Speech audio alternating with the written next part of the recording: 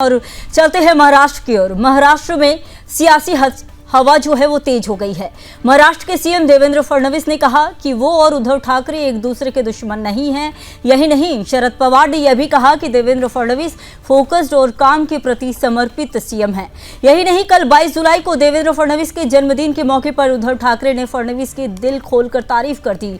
वहीं इन तारीफों ने महाराष्ट्र की राजनीति में एक नया सवाल खड़ा कर दिया है, और वो सवाल ये है कि क्या महाराष्ट्र में राजनीतिक हवा बदल रही है और क्या महाराष्ट्र की सियासत कोई नई करवट लेने वाली है। तो राजनीतिक जानकारों की अगर माने तो इस समय राज्य की राजनीति में कुछ न कुछ तो पक रहा है, लेकिन इन सब की शुरुआत कैसे हुई, इसी को लेकर मेरे साथ चर्चा करने के लिए मेरे साथ मौजूद हैं शिवसेना से जुड़े हुए हैं मेरे साथ बाबूराव माने, तो वहीं बीजेपी से मेरे साथ जुड़ चुके हैं अविरल मल्लिक। तो आप दोनों का बहुत बहुत स्वागत है। तो सबसे पहले मैं आना चाहूंगी शिवसेना से, जो जुड़े हुए हैं, शिवसेना से जुड़े हुए बाबूराव माने जी। तो बाबूराव जी, ये बताइए कि क्या जिस तरह से कल तारीफ की गई, इसके बाद क्या दिख रहा है कि क्या राजनीति में कुछ बदलाव नजर आएगा? क्या जिस तरह से तारीफ की गई नेताओं द्वारा आपको आवाज आ रही है?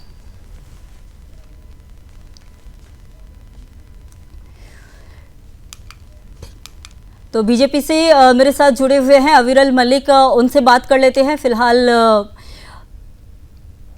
अविरल जी, ये बताइए कि जिस तरह से कल देवेंद्र फडणवीस की तारीफ की गई और इसके बाद जो बार बार ये कहा जा रहा है कि कुछ राजनीति में अब बदलाव देखे जा सकते हैं, आने वाले समय में देखिए चुनाव भी होना है, क्या बीजेपी उद्धव ठाकरे को फिर से अपने साथ लाने की तैयारी कर रही है, और अगर हाँ तो किस शर्त पर? जी नहीं, देखिए, जहां तक विषय भारतीय जनता पार्टी का, तो भारतीय जनता पार्टी की अपनी विचारधारा है। राजनीति में निश्चित रूप से अपनी अपनी विचारधारा होती है, लेकिन सियासी दुश्मन एक तरीके से राजनीति में नहीं होने चाहिए। मैं सोचता हूँ अपने अपने मत अलग अलग हो सकते हैं, विचार अलग अलग हो सकते हैं, विचारधारा अलग अलग हो सकती है, किसी भी रूप में दुश्मनी नहीं होनी चाहिए, मैं सोचता हूँ। और शिष्टाचार भेंट निरंतर होती रहती है, इसमें कोई दो राय नहीं है। और उसके साथ साथ जहां तक विषय भारतीय जनता पार्टी का, तो भारतीय जनता पार्टी पूर्ण रूप से मजबूत है और अपने आइडियोलॉजी के आधार पर चलने वाली पार्टी है। और जिस प्रकार से फडणवीस जी के नेतृत्व में महाराष्ट्र प्रदेश निरंतर विकास के पथ पे आगे बढ़ रहा है, तो निश्चित रूप से मैं सोचता हूँ सियासी विरोधी जो है वो भी हमारी तारीफ करेंगे, बड़ाई करेंगे। जिस प्रकार से देवेंद्र फडणवीस जी के नेतृत्व में निरंतर महाराष्ट्र प्रदेश का विकास हो रहा है, उज्जवल महाराष्ट्र का निर्माण हो रहा है, उज्जवल भविष्य का निर्माण हो रहा है, युवाओं को रोजगार प्रदान किए जा रहे हैं, बेरोजगारी समाप्त हो रही है, और जिस तरीके से विकसित महाराष्ट्र विकास के पथ पे आगे बढ़ रहा है वो स्पष्ट रूप से सबको नजर आ रहा है। और उसके साथ साथ जहां तक विषय है संकुचित मानसिकता का, मैं सोचता हूं जो विपक्ष के लोग, चाहे कांग्रेस पार्टी और राजनीतिक दल हो, किसी भी रूप में संकुचित मानसिकता नहीं रखनी चाहिए। मेरा विनम्र निवेदन इसी चीज को लेकर रहेगा। लेकिन अविरल जी, सबसे बड़ा सवाल तो यही हो रहा है कि आपके विपक्षी नेता उद्धव ठाकरे हो या फिर शरद पवार, एक ही समय में दोनों ही फडणवीस की तारीफ क्यों कर रहे हैं? और क्या ये मतलब कोई राजनीति का हिस्सा है? क्योंकि आप लोग तो कह रहे हैं कि सियासत में जो दुश्मनी है, लेकिन ऐसे कोई दुश्मनी नहीं होनी चाहिए, लेकिन आने वाले समय में देखिए महाराष्ट्र में चुनाव भी होना है, तो इसको सियासी संयोग भी हम कह सकते हैं ना? बिल्कुल, देखिए, मैं सोचता हूं जब विरोधी भी तारीफ करने लगे तो ये बिल्कुल स्पष्ट है कि भारतीय जनता पार्टी निरंतर जनता के कल्याण के लिए कार्य कर रही है और फडणवीस जी के नेतृत्व में विकास हो रहा है, इस चीज की गवाही इनके बयान देते हैं। जिस प्रकार से विरोधी भी हमारी तारीफ कर रहे हैं, विरोधी भी भारतीय जनता पार्टी कायल है, वो स्पष्ट रूप से नजर आ रहा है। और उसके साथ साथ जहां तक विषय है राजनीतिक मायनों के, तो मैं सोचता हूं इसमें राजनीतिक मायनों से ज्यादा इस चीज को देखना चाहिए विपक्ष के लोग भी भारतीय जनता पार्टी के कार्य पे मोहर लगाने का कार्य कर रहे हैं। लेकिन देखिए, जैसे कि सवाल उठ रहा है कि देवेंद्र फडणवीस ने उद्धव ठाकरे को सरकार में शामिल होने का कोई औपचारिक या अनौपचारिक प्रस्ताव भी दिया है, क्या ये सच है? क्या देखिए जहां तक विषय उद्धव ठाकरे जी का है, उद्धव ठाकरे जी बाबूराव जी से सवाल पूछा है मेरे से? नहीं, अविरल जी आपसे ही पूछ रही हूँ। बाबूराव जी, मैं आपके पास आऊंगी, सबसे पहले अविरल जी आप जवाब दे दीजिए। जी नहीं देखिए, भारतीय जनता पार्टी पूर्ण रूप से सशक्त है, मजबूत है, मजबूती के साथ जन कल्याणकारी योजनाएं चला रही है, जनता के हित में फैसले ले रही है और महाराष्ट्र निरंतर विकास के पथ पे आगे बढ़ रहा है, बढ़ता रहेगा, कोई दो राय नहीं है। और भारतीय जनता पार्टी पूर्ण रूप से मजबूत है। मैं सोचता हूं इसमें कोई इफेंट बट नहीं है। और जहां तक विषय भारतीय जनता पार्टी की मजबूती की, तो वो स्पष्ट रूप से चुनाव में सबको नजर आ जाती है कि भारतीय जनता पार्टी कितनी मजबूत है, कितनी सशक्त है। Bharatiya Janata party cadre based party है, कार्यकर्ता पूर्ण रूप से है, पूर्ण रूप से एक्टिव भारतीय जनता पार्टी है। और उसके साथ साथ जिस प्रकार से विषय है महाराष्ट्र प्रदेश के निवासियों का, प्रत्येक महाराष्ट्र प्रदेश का नागरिक, प्रत्येक निवासी मैं सोचता हूं भारतीय जनता पार्टी से स्वयं को अटैच महसूस करता है, क्योंकि हमने जितने वायदे किए संपूर्ण एक तरीके से पूर्ण करने का हमने कार्य किया। संपूर्ण वायदे सारे संपूर्ण पूरे करने का आपने कार्य किया। तो अब मैं चलती हूँ बाबूराव जी के पास। बाबूराव जी, बताइए कि उद्धव ठाकरे जी ने हाल ही में जो देवेंद्र फडणवीस की खुलकर तारीफ की है, क्या यह सिर्फ एक व्यक्तिगत सम्मान था या फिर कोई राजनीतिक संकेत भी है? और क्या उद्धव ठाकरे और देवेंद्र फडणवीस के बीच हुई मुलाकातें भविष्य में किसी राजनीतिक समीकरण की शुरुआत है? नहीं, मैंने पहले भी बोल चुका है, अभी भी मैं बोल रहा हूं जी। उद्धव जी बहुत बड़े दिल के हैं और देवेंद्र फडणवीस जी का बर्थडे था, उस बर्थडे के शुभ अवसर पर बधाई देना उद्धव जी ने अगर सही समझा है तो ये खुले राजनीति का एक प्रतीक है, खुले राजनीति का ये शिकवा है। मुद्दा यह है कि इसमें कोई भी प्रकार की राजनीति करवट बदलने वाली नहीं है। आज भी केंद्र के सरकार और महाराष्ट्र के सरकार बहुत बड़ा बदनाम हो चुका हुआ सरकार है। ऐसी अवस्था में उस सरकार को उद्धव जी का सहारा चाहिए। इसके लिए उद्धव जी के साथ मिलने जुलने का प्रयास फडणवीस साहब से हो रहा है, लेकिन उद्धव जी ने उनको बहुत खुले दिल से अच्छे को अच्छा कहा है, बुरे को बुरा कहने वाले उद्धव जी है और इसीलिए उन्होंने खुले दिल से उनको बधाई दी है। इस बधाई में से ठीक है, आप लोग तो कह रहे हैं कि एक जन्मदिन के मौके पर गए हुए थे और तारीफ कर दी, लेकिन आने वाले समय में चुनाव भी होना है और बार बार ये सवाल उठ रहा है कि चुनाव से पहले ही क्यों सारे नेता आपके नेता क्यों इस तरह से तारीफ कर रहे हैं?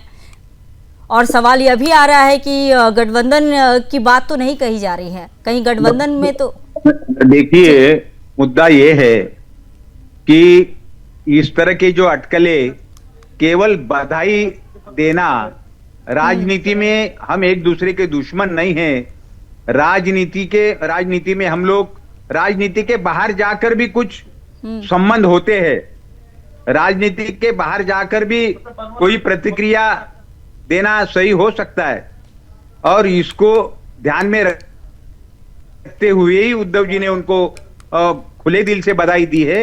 इसका मतलब भविष्य में जोड़ तोड़ होगा, भविष्य में उद्धव जी भाजपा के पास जाएंगे, ऐसा कभी नहीं होने वाला, क्योंकि सारे कार्यकर्ता जो शिवसेना पार्टी के महाराष्ट्र के सारे कार्यकर्ता है वो आज भी बीजेपी की पूरी तरह से खिलाफ में है। महाराष्ट्र की जनता भी बीजेपी की पूरी तरह से खिलाफ में है। इसके कारण ऐसा कुछ भी नहीं होने वाला, ये अटकले में कोई दम नहीं। अविरल जी जवाब दीजिए, बाबूराव कह रहे हैं कि बीजेपी के खिलाफ है सभी कोई। जी देखिए, बीजेपी में शामिल होने के लिए सब बेचैन है, एनडीए में शामिल होने के लिए सब बेचैन है, वो तो सबको खैर मालूम ही है। और उसके साथ साथ रही बात राजनीति की, तो भारतीय जनता पार्टी किसी मुद्दे में अपना राजनीतिक हित नहीं देखती है, ये बिल्कुल स्पष्ट है और अपने सभी सहयोगी साथियों को निश्चित रूप से सम्मान देने का काम करती रही है, करती है, इसमें भी कोई दो राय नहीं है। और उसके साथ साथ इस प्रकार से विषय है विरोधियों का, तो विरोधी भी अगर भारतीय जनता पार्टी की तारीफ कर रहे हैं, फडणवीस जी के नेतृत्व की तारीफ कर रहे हैं, तो मैं स्पष्ट रूप से समझता हूं ये बिल्कुल स्पष्ट है कि भारतीय जनता पार्टी निरंतर जनता कल्याण के लिए कार्य कर रही है और पूर्ण रूप से करती रहेगी, इसमें कोई दो राय नहीं है। और ये एक तरीके से मोहर लगाने का काम कर रहा है कि हम जनता की भलाई के हित में लिए एकदम फैसले ले रहे हैं, निरंतर फैसले लिए जा रहे हैं और मैं सोचता हूं निरंतर लिए जाते रहेंगे। इसमें कोई किसी रूप में इफेंट बट नहीं होना चाहिए। और उसके साथ साथ जहां तक विषय कांग्रेस पार्टी का, राजनीतिक दलों का, अगर दूसरे दलों के नेता भारतीय जनता पार्टी के नेताओं की तारीफ करें तो ये बिल्कुल स्पष्ट है, स्पष्ट तरीके से समझ लेना चाहिए इस चीज को। मैं सोचता हूं जिस तरीके से फडणवीस जी के नेतृत्व में हर विभाग में निरंतर विकास हो रहा है, हर सेक्टर में विकास हो रहा है। चाहे एग्रीकल्चर सेक्टर की बात हो, अच्छी सड़कों के निर्माण की बात हो, हाईवेज के निर्माण की बात हो, या शिक्षा, चिकित्सा, स्वास्थ्य की बात हो, तो ये बिल्कुल स्पष्ट है हर क्षेत्र में महाराष्ट्र प्रदेश प्रगति कर रहा है। और जिस तरीके से महाराष्ट्र प्रदेश निरंतर आगे बढ़ रहा है, डेवलपमेंट हो रहा है, इंफ्रास्ट्रक्चर डेवलपमेंट हो रहा है, मुंबई एक तरीके से आगे बढ़ रहा है, महाराष्ट्र आगे बढ़ रहा है, स्पष्ट दिख रहा है। लेकिन देखिए सवाल फिर से वही हो जा रहा है, क्योंकि अविरल जी, जैसे कि बीजेपी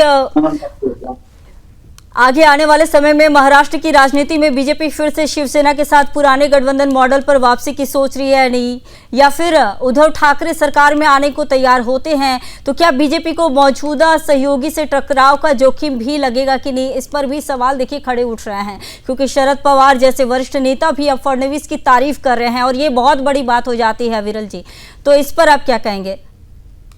बिल्कुल मैं वही चीज कह रहा हूं, चाहे उद्धव ठाकरे जी हो या शरद पवार जी हो, अगर तारीफ कर रहे हैं तो ये सर्टिफाई कर रहे हैं, काम कर रहा है कि हम डेवलपमेंट की पॉलिटिक्स कर रहे हैं, विकास की राजनीति के आधार पर जनता के मध्य में जाकर वोट की अपील हम करते हैं। हम जातिवाद, परिवारवाद, भ्रष्टाचार इसमें विश्वास कतई नहीं रखते। हम जातिवाद के भी खिलाफ हैं, क्षेत्रवाद के भी खिलाफ है, भाषावाद के भी खिलाफ है, कास्टिज्म के भी खिलाफ है, और उसके साथ साथ जो मजहब के आधार पर लोग पॉलिटिक्स करते हैं उसके भी हम कतई खिलाफ है। और भारतीय जनता पार्टी का स्पष्ट मानना है सबका साथ और सबका विकास। उद्धव ठाकरे और शरद पवार दोनों नेताओं ने देवेंद्र फडणवीस की तारीफ की। क्या महाविकास अघाड़ी के भीतर कोई नई रणनीति तैयार हो रही है? क्या एनसीपी का नेतृत्व बीजेपी के साथ भविष्य में किसी नए राजनीतिक समीकरण की संभावना पर विचार कर रहा है? बताइए। नहीं, ये जो न्यूज़ है ये बिल्कुल आप शक पैदा करती है इस तरह के व्यवहार से, और राजनीति में कोई भी संभावना से इनकार नहीं किया जा सकता।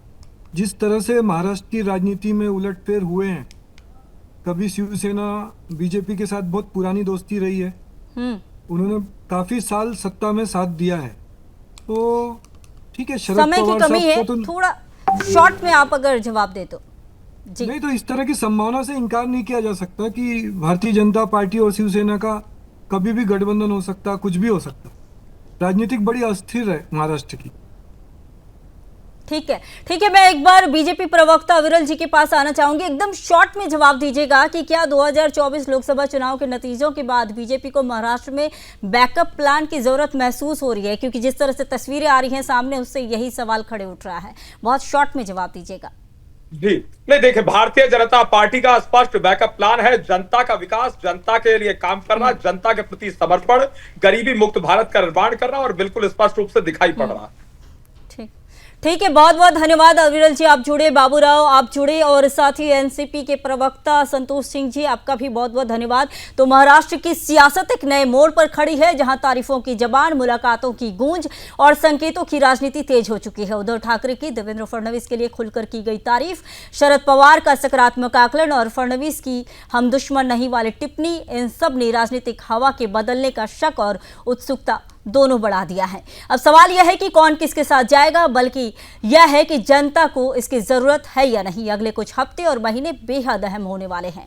गठबंधन बदलेंगे या सोच, चेहरे बदलेंगे या नीयत, इसका जवाब वक्त देगा, और हम आपको हर अपडेट के साथ हर बदलती तस्वीर से रूबरू कराते रहेंगे।